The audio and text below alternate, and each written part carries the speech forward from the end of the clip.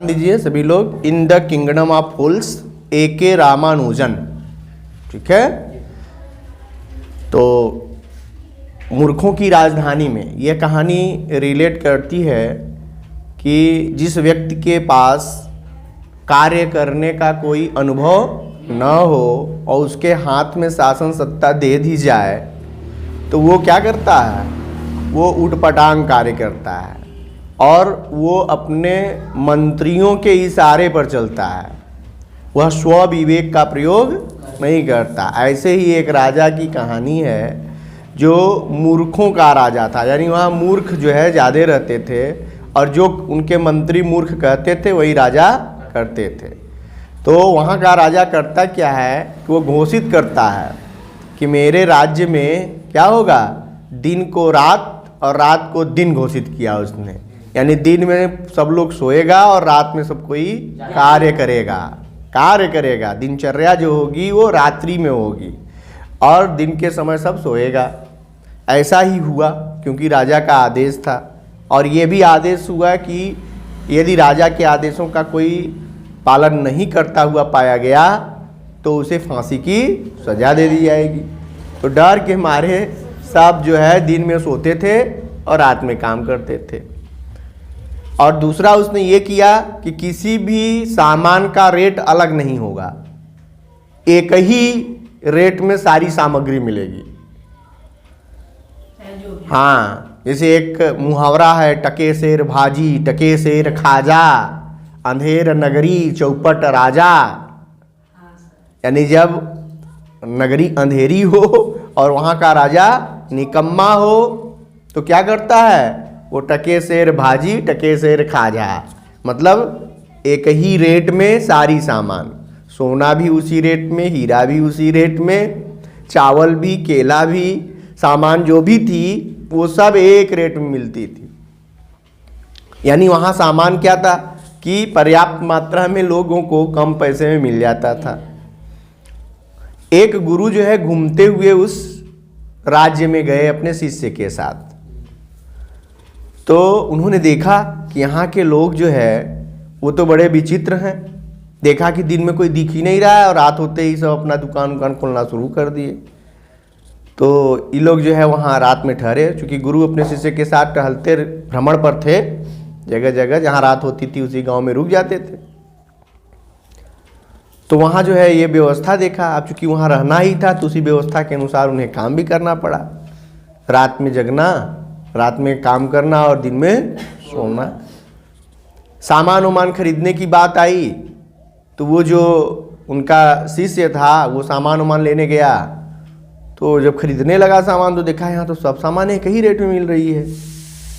वो जो शिष्य था वो थोड़ा ग्लूटन था, यानी अधिक खाने वाला, खाने का शौकीन था और उसको सब सामान सस्ते सस्ते मिलने लगी तो खूब बढ़िया छक के खाना शुरू किया। कम पैसे में सब सामान मिल जाती थी, खूब बढ़िया बढ़िया खाता था और वहीं पड़ा रहता था। अगले दिन जो है जब गुरु जाने लगे तो कहा कि अब यहाँ से चलना चाहिए। तो उसने कहा, गुरुदेव यहाँ तो बड़ी अच्छी व्यवस्था है, कम पैसे में खाने को खूब मिल रहा है, हम लोग यहीं रहें, अपना आप हम लोग अपना ध्यान व्यान यहीं करेंगे, यहीं पढ़े रहेंगे, क्या करना है। कहे नहीं भाई, हमें आगे भी चलना है और दूसरों को भी देखना है, दूसरों को भी अपने उपदेशों से लाभान्वित करना है। तो ये तुम्हारी इच्छा न हो तो तुम मत जाओ, तुम यहीं रहो, मैं चला जाता हूँ। वो वहीं पर जिद कर गया, कहे देखो ये मूर्खों की राजधानी है, यहाँ रह जाओगे तो फंस जाओगे तुम। भाई उनको समझ में आ रही थी बात कि यहाँ तुम फंस सकते हो और मूर्खों की संगति नहीं करनी चाहिए, इसलिए हमें यह जगह छोड़ देनी चाहिए, चलो तुम। लेकिन वो बड़ा लालची था, खाने में बहुत लालची था, इसलिए वो जो है कहा गुरुदेव मैं यहीं रहूँगा और वहीं पर रह गया। गुरुजी चले गए। कहे लेकिन एक बात ध्यान दो, तुम कभी भी संकट में पड़ सकते हो और जब तुम संकट में पड़ोगे तो मुझे याद करना, तुमने मेरी बड़ी सेवा की है, मैं तुम्हारी मदद के लिए आऊँगा। ऐसा कह के गुरुदेव वहाँ से चले गए। हुआ क्या कि उस राज्य में एक चोरी हो गई, और चोरी करने जो चोर गया था उसकी दीवार, एक साहूकार के घर में चोरी करने गया था, उसकी दीवार चोरी करने के लिए तोड़ रहा था, तभी दीवार उसी के ऊपर गिर गई और वो मर गया। उसके परिवारजनों ने, उसके भाई ने राजा के यहाँ मुकदमा किया कि मेरा भाई चोरी करने गया था इनके घर में और इन दीवार उसके ऊपर गिर गई और वो मर गया, तो ये साहूकार इसके दोषी हैं। साहूकार के ऊपर हत्या का मुकदमा या उनके ऊपर केस होनी चाहिए और इन्हें मृत्युदंड दी जानी चाहिए। इन्होंने ऐसी दीवार क्यों बनाई? उनके मंत्रियों ने भी उसकी पैरवी की। राजा को ये बात समझ में आई कि बिल्कुल सही बात है, बुलाओ उस साहूकार को। तो साहूकार को बुलाया गया कि तुमने ऐसी दीवार क्यों बनाई कि चोर चोरी करने गया और उसको खोदने में गिर गई, उसके ऊपर वो मर गया। मूर्खों का राज्य और मूर्खों वाली बात। तो उसने कहा हुजूर दीवार तो मैंने बनाई नहीं, दीवार बनाने वाला तो मिस्त्री था, राजगीर मिस्त्री ने बनाया, उसने कमजोर बनाया तो मैं क्या करूं? तो फिर राजा को समझ में आया कि हाँ बिल्कुल सही कह रहा है, उस राजगीर मिस्त्री को पकड़ो जिसने इसकी दीवार बनाई थी। तो राजगीर मिस्त्री ने फिर जो है बुलाया, राजगीर मिस्त्री को बुलाया गया। तो राजगीर मिस्त्री ने कहा हुजूर मेरा इसमें कोई गलती नहीं है, उस समय जब मैं ये बना रहा था तो मेरी उम्र, मैं युवा अवस्था का था। इस जो है गली में एक महिला रहती थी, नर्तकी, नाचने वाली एक नर्तकी रहती थी, और जब मैं यहाँ घर बना रहा होता था तो वो पायल पहन के मेरे सामने से गुजरती थी और मेरा ध्यान भटकाती थी, जिसकी वजह से मैं जो है इसको ढंग से नहीं बना पाया। मेरा इसमें कोई दोष नहीं है, दोष उस स्त्री का है जिसने मेरा ध्यान भटकाया। फिर उसको पकड़ के उस मिस्त्री को लाया गया।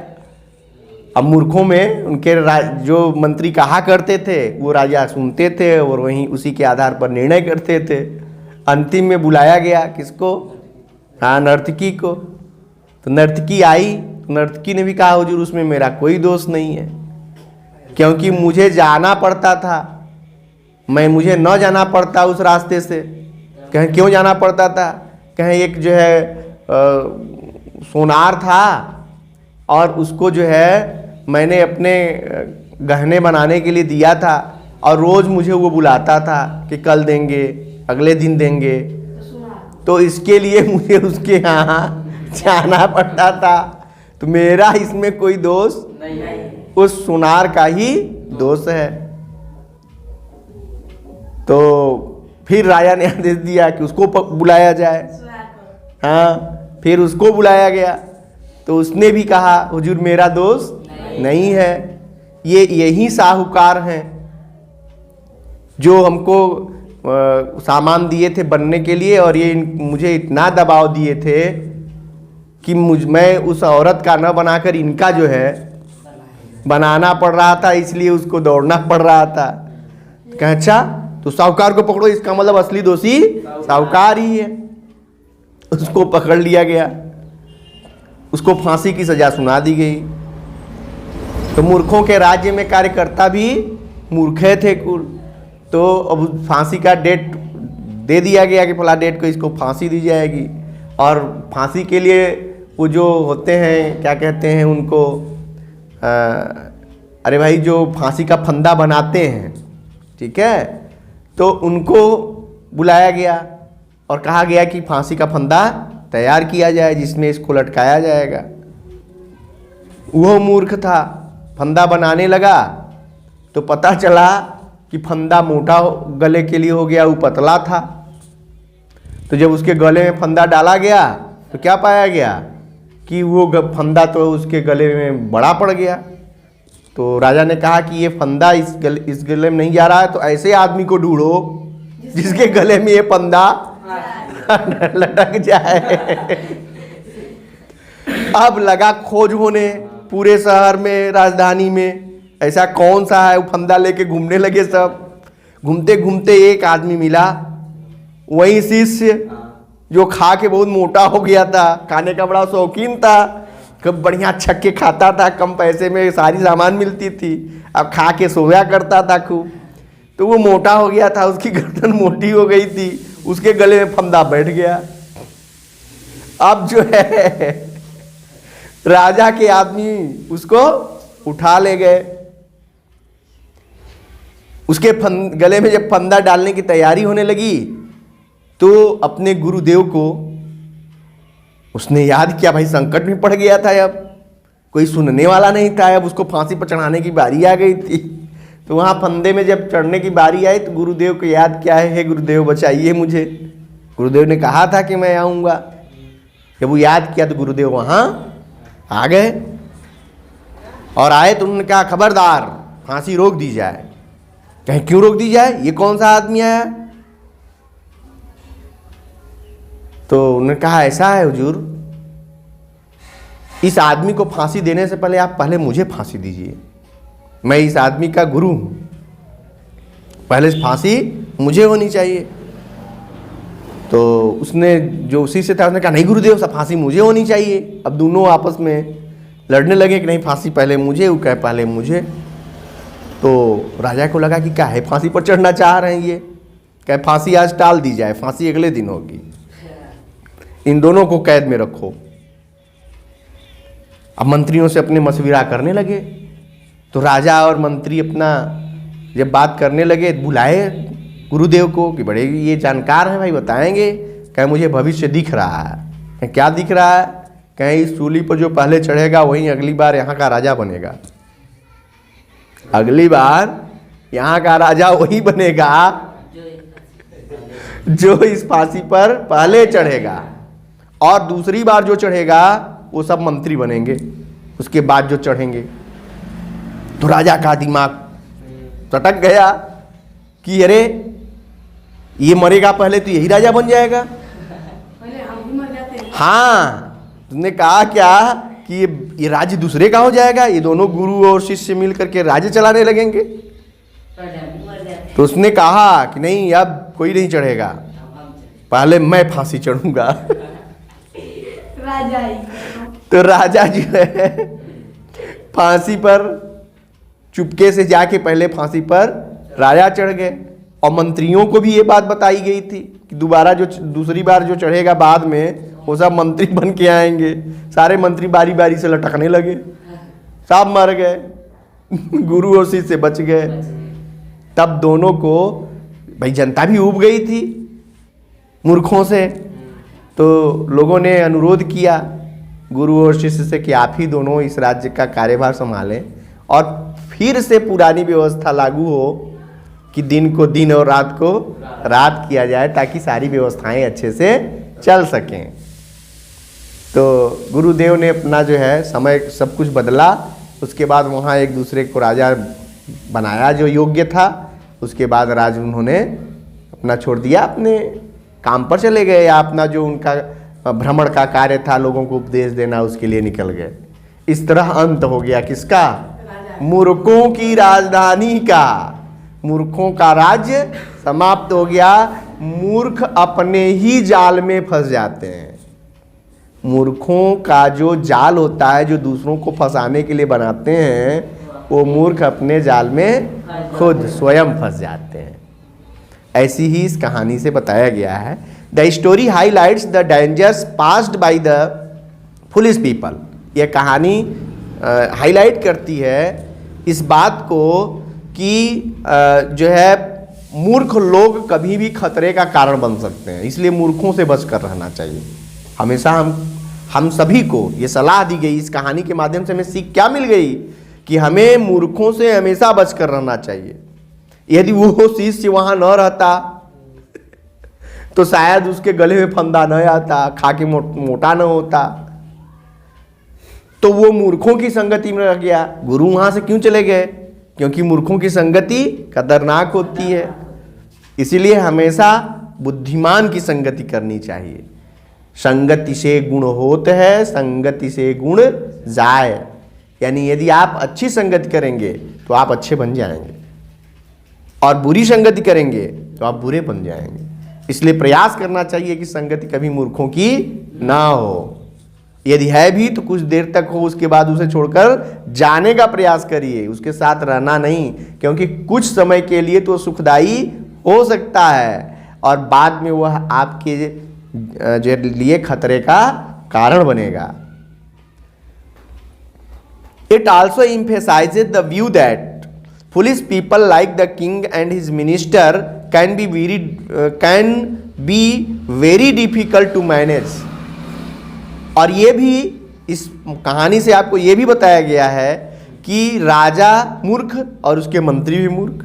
इन दोनों को देखकर ये पता चलता है कि मूर्खों को मैनेज करना बड़ा मुश्किल है। यानी यदि आप ये सोच रहे हो कि मूर्खों को हम सुधार लेंगे, आप बुद्धिमान हैं, तो यह संभव नहीं है। मूर्ख को उपदेश देना क्रोध को बढ़ाना है, सर्प को दूध पिलाना विष को बढ़ाना है। जैसे सर्प को यदि दूध पिलाएं तो उसका विष बढ़ जाता है, खतरा ही बनेगा आपके लिए। और मूर्ख को यदि आप उपदेश दे रहे हैं तो वो भी आपके लिए ही खतरा बनेगा। इसलिए मूर्ख को मैनेज करना भी मुश्किल होता है, खतरनाक होता है।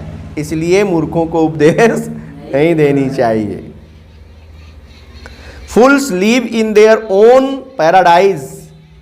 क्योंकि मूर्ख जो है वो अपने ही पैराडाइज में रहते हैं।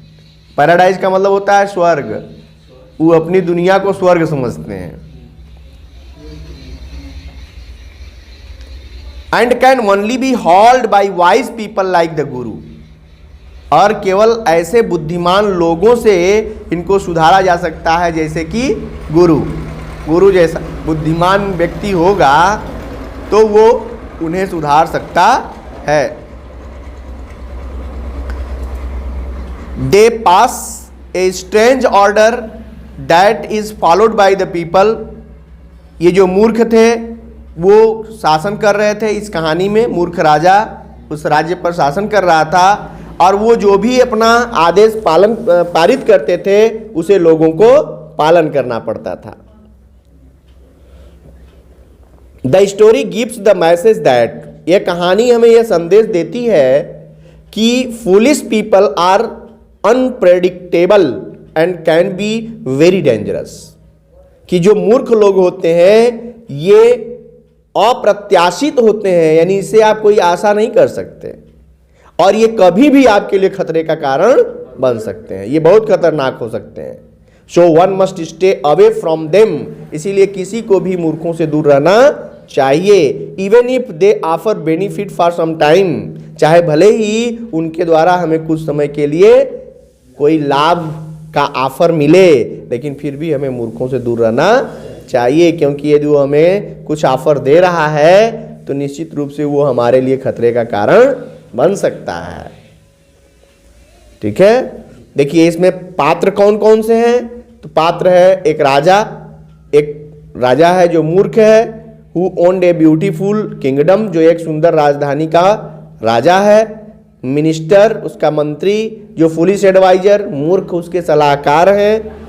ठीक है, द गुरु उसमें एक गुरु हैं, वेरी वाइज पर्सन जो बहुत बुद्धिमान व्यक्ति हैं। द डिसिपल एक शिष्य है जो ग्रीडी और शार्ट साइटेड है। ग्रीडी माने लालची है और अदूरदर्शी है, यानी दूर तक नहीं सोचता, सामने फायदा देख करके इसीलिए तो फंस गया। उसी में है रिच मर्चेंट, एक अमीर व्यापारी है। ब्रिक लेयर जो ईंट जोड़ने वाला था वो है। डांसिंग गर्ल एक नर्तकी है और द गोल्ड स्मिथ और एक सुनार है। ठीक है, तो ये सारे पात्रों से मिलकर ही कहानी बनी हुई।